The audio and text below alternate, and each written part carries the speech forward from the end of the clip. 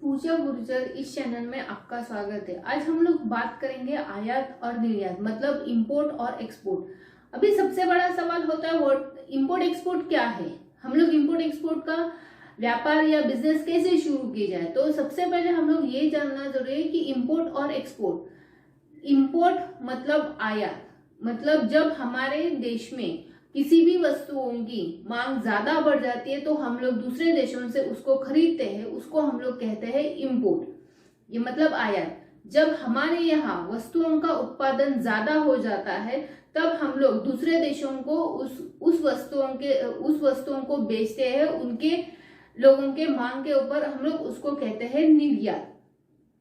अभी आयात और निर्यात मतलब इंपोर्ट और एक्सपोर्ट ये एक कंपनी के द्वारा किया जाता है। ये दो देशों के बीच का व्यापार है, उसको हम लोग कहते हैं अंतरराष्ट्रीय व्यापार।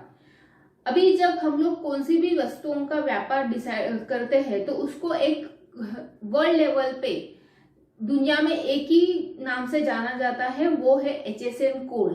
HSN कोड का मतलब है harmonise community description and coding system. ये एक कंपनी द्वारा, एक संस्था द्वारा बनाया जाता है जिसको कहते हैं WCO मतलब वर्ल्ड कस्टम ऑर्गेनाइजेशन। पूरी दुनिया में किसी भी प्रोडक्ट का HSN कोड ये हर जगह पे एक ही होता है, वो हर 5-6 साल के बाद अपडेट होता रहता है। अभी जैसे हम लोग बात कर रहे हैं कि इंपोर्ट और एक्सपोर्ट, ये इंपोर्ट और एक्सपोर्ट ये एक कंपनी द्वारा किया जाता है। जब कंपनी अपना प्रोडक्ट जब चुनती है तब वो प्रोडक्ट का डिमांड कैसा है, उस स्टडी के ऊपर वो कंपनी आइदर इंपोर्टर बन जाती है या एक्सपोर्टर बन जाती है।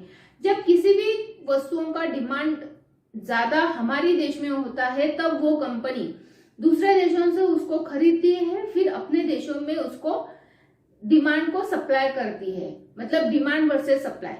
जब हमारे यहाँ किसी भी वस्तुओं का उत्पादन ज्यादा होता है और दूसरे देशों में उसकी जब मांग बढ़ जाती है तब वही कंपनी उसको दूसरे देशों के साथ निर्यात करती है, मतलब एक्सपोर्ट।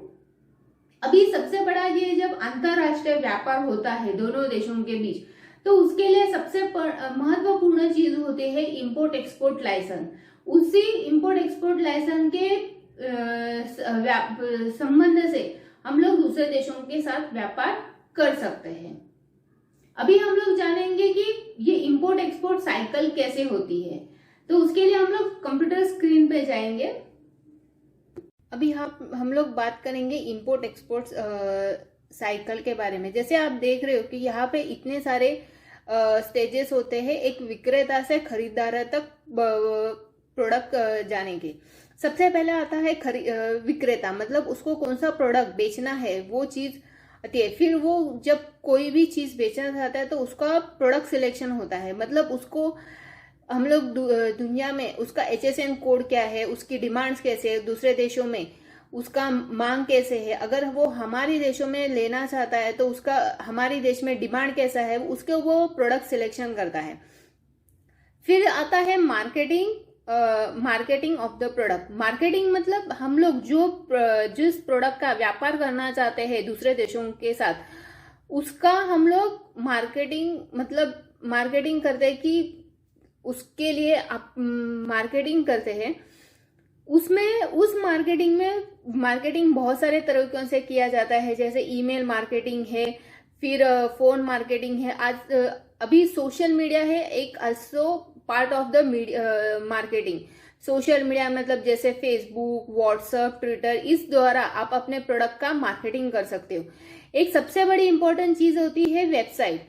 वेबसाइट एक ऐसा डिजिटल प्लेटफॉर्म है आपके प्रोडक्ट का, जिससे आप जो खरीदार होता है उसको सारी इंफॉर्मेशन मिल जाती है कि आपका प्रोडक्ट कैसा है, आपकी प्रोडक्ट की क्वालिटी कैसी है, आपका प्रोडक्ट कहाँ पे उसका उत्पादन होता है, या आप आउटसोर्सिंग, आपका ऑफिस, उसके सारे डिटेल्स आपके वेबसाइट में होती है। तो website is also one of the part of the marketing. उसके बाद आता है कॉन्टैक्ट विद द बायर्स। जब हम लोग प्रोडक्ट का मार्केटिंग करते हैं तब हमारी खरीदारों के साथ बातचीत होती है। उस बातचीत में हम लोग बहुत सारे खरीदारों के साथ जब बातचीत करते हैं तो उसमें पेमेंट टर्म्स आता है, क्वांटिटी आती है, फिर क्वालिटी आती है, फिर आपका पोर्ट या कार्गो, उसका भी बातें तय हो जाती है। जब हमारा किसी भी खरीदारों के साथ जब बातचीत बहुत कंप्लीट हो जाती है और जब हमारी ऑर्डर कंप्लीट हो जाती है तो उसको कंफर्मेशन ऑफ ऑर्डर्स बोलते हैं, जिसको हम लोग परफॉर्मा इनवॉइस बोलते हैं। उस परफॉर्मा इनवॉइस में आपकी सारी डिटेल्स आ जाती है, जैसे पेमेंट टर्म्स है, क्वांटिटी है, फिर क्वालिटी होती है, क्वांटिटी पर यूनिट, आपका प्रोडक्ट कैसा है, फिर प्रोडक्ट पोर्ट का सिलेक्शन, फिर कार्गो। और ये जो सारा व्यापार होता है सिर्फ ये डॉलर्स में होता है। डॉलर्स एक ही करेंसी होती है जिसमें आप अंतरराष्ट्रीय व्यापार करते हो। फिर उसके बाद आता है पोर्ट सिलेक्शन एंड कार्गो। जैसे हमारे विक्रेता का वेयर हाउस से पोर्ट तक, जो फिर कौन से पोर्ट से, अगर वो पोर्ट किसी भी अगर आप सी कार्गो से कर रहे हो तो सी के डेस्टिनेशन से आपका पोर्ट कितना दूर है, या आप उसी कार्गो के यहाँ पे ही अपना प्रोडक्ट सेंड कर रहे हो, मतलब दे रहे हो, या आपके जो सी कार्गो है वो उस पोर्ट से, सी कार्गो के पोर्ट से जब बायर के पोर्ट तक का इंफॉर्मेशन, फिर आप एयर कार्गो चूज कर रहे हो या सी कार्गो, ये सब सारी details port selection and cargo selection आती है। फिर completion of the confirm order, जब हम लोग सारी चीजें जब हमारे परफॉर्मा इनवॉइस में तैयार हो जाती है तब सेलर अपने प्रोडक्ट का उत्पादन शुरू कर देता है। जैसे उसका उत्पादन कंप्लीट हो जाता है वैसे वो खरीदारों को उसके बारे में हर वक्त नोटिफिकेशन या हर वक्त बताते रहता है कि आपका प्रोडक्ट इस लेवल तक कंप्लीट हो चुका है।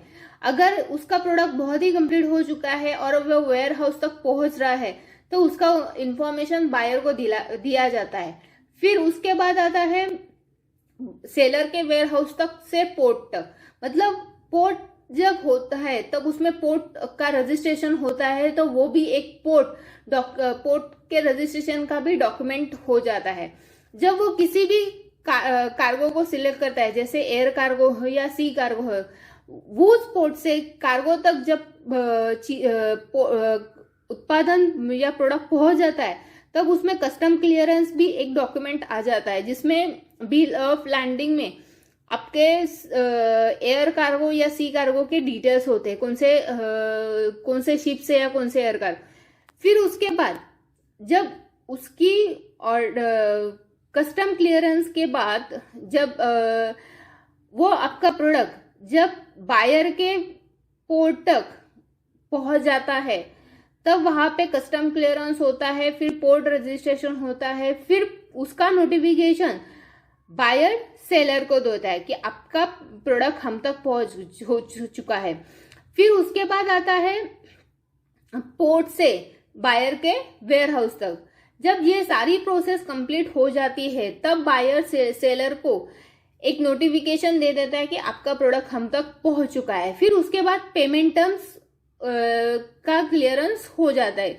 जो पेमेंट टर्म्स सेलर और बायर, मतलब खरीदा और विक्रेता के बीच में जो तय हो चुके हैं, उसके बाद उसका पेमेंट टर्म्स आता है। अभी हम लोग बात करेंगे इंपोर्ट एक्सपोर्ट बिजनेस कैसे शुरू किए। जैसे हमने अभी देखा कि इंपोर्ट एक्सपोर्ट साइकिल कैसे होती है, तो सबसे बड़ा सवाल होता है कि हम लोग इंपोर्ट एक्सपोर्ट बिजनेस शुरू कैसे करें।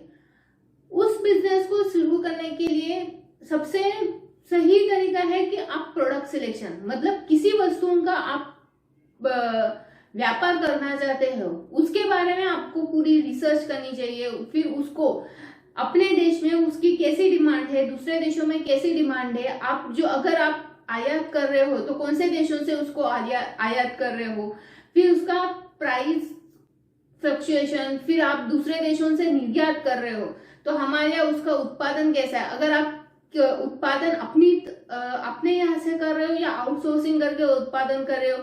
फिर पेमेंट टर्म्स का भी स्टडी करना होता है, उसमें मरीन इंश्योरेंस आता है।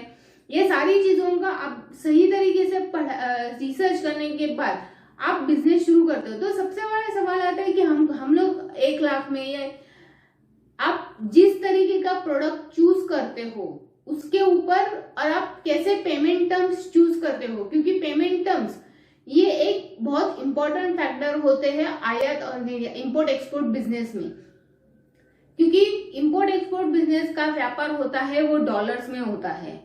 तो आप कैसे उसको पेमेंट टर्म्स कैसे उसका यूज करते हो, उसके ऊपर पेमेंट टर्म्स कैसे आप डिसाइड, आप जब खरीदारों के साथ कौन सी पेमेंट टर्म्स यूज करते हो उसके ऊपर आप इन्वेस्टमेंट बिजनेस में डिसाइड कर सकते हो। यही होता है कि आप इंपोर्ट एक्सपोर्ट बिजनेस शुरू करने के कुछ टिप्स, और हम लोग पेमेंट टर्म्स के जो उसके बारे में जो चीजें हैं वो हम लोग दूसरे वीडियो में उसको देखेंगे।